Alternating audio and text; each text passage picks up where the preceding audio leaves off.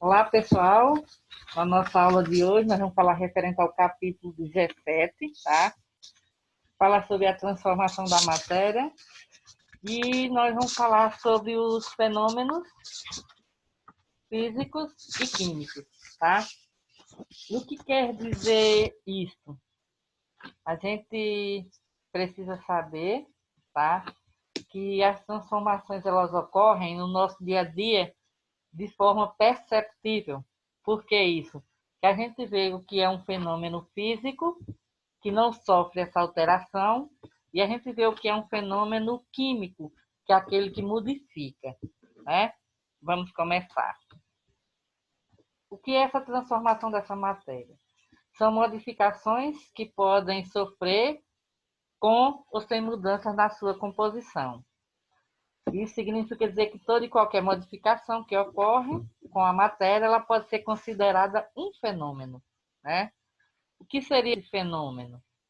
É uma transformação que ocorre e que ele pode ser físico e que pode ser químico. Ou seja, essas transformações são chamadas de fenômenos químicos, onde ele indica qualquer mudança que ocorre nesse material e que não precisa ser algo extraordinário, ou seja, que nem mesmo visível a olho nu, né? Pois podem ocorrer mudanças também microscópicas em laboratório. E esses fenômenos eles podem ser físicos, que não altera a sua estrutura, e pode ser químico, que muda totalmente a sua formação. E aí eu dei uns exemplos, né? Uma lata amassada, um papel rasgado, um gelo que descongela, né? Então ele é um fenômeno físico.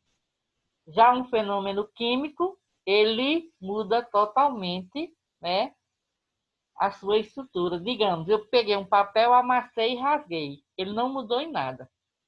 Mas quando eu queimei esse papel, então houve uma transformação química onde ele não pode voltar ao que ele era, né? E aí são coisas que acontecem. Digamos, a madeira. Eu pego a madeira, eu corto em pedaços, ela continua sendo madeira. Então, ela é físico, um fenômeno físico. Agora, quando eu queimo essa madeira, né, então ele passa a ser um fenômeno químico. Vamos lá. O que são esses fenômenos físicos? É toda alteração na sua estrutura física que muda a sua forma, que muda o seu tamanho, muda a sua aparência, o estado físico, mas que não gera alteração na sua natureza, ou seja, na sua composição. E aí eu dei alguns exemplos: amassar um papel, quebrar um vidro, ferver uma água, né? A produção de joias que se transforma, por exemplo, uma barra de cobre em fios, a dissolução de açúcar na água, ou seja, que se mistura e não altera em nada, né? O congelamento da água do estado líquido para o estado sólido, a transformação de tecidos em roupa, cortou, montou a roupa, mas ele não modificou em nada, né?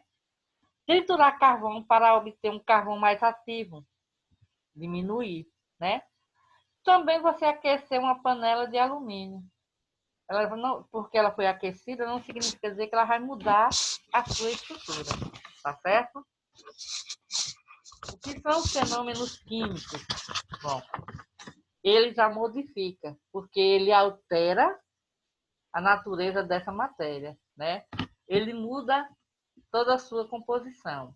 Então, a gente diz que ocorre uma reação química porque, diante disso, surgem novas substâncias. Digamos, se forma um sólido de cor diferente, né? Vai haver mudança na cor dessa solução. Ele também pode formar um gás. Vai haver uma variação de temperatura, né? Em consequência dessa reação que já está dizendo. As substâncias iniciais elas desaparecem formando uma nova substância. Também pode se originar um cheiro característico, né? No caso, quando você assa uma carne, ela muda totalmente a estrutura dessa carne. Na respiração celular que ocorre nos seres vivos, o nosso metabolismo, né? A fotossíntese realizada pelas plantas, o que ela absorve e transforma o que ela libera, né? O cozimento desses alimentos, né? Os fogos de São João, que é chamado fogo de artifícios, eles reagem e transformam naquele colorido, né? Então aí passa a ser um fenômeno químico, tá? Vamos lá. Na respiração, o peixe, né, um exemplo, ele absorve uma coisa e libera outra. Uma carne ao assar, quando ela é crua, você não sente cheiro, mas quando ela começa a assar, ela exala um cheiro diferente. As plantas, né? Ela libera uma coisa e absorve outra. Ou seja, ela absorve o gás carbônico, que ele é transformado por um processo e libera gás, ou libera o oxigênio, que é essencial para a nossa respiração. Aí tem alguns exemplos, né, de fenômenos físicos, de fenômenos químicos, e que a gente precisa e que a gente utiliza no nosso dia a dia. E aí funciona da seguinte forma: fenômeno físico, ele não altera, ele continua sendo o mesmo, a mesma substância. Fenômenos químicos, ele muda totalmente a sua estrutura. Então, eu acredito que fique fácil de você aprender e não ter dificuldade no nosso dia a dia, tá? Uma boa aula, um bom raciocínio e até a próxima.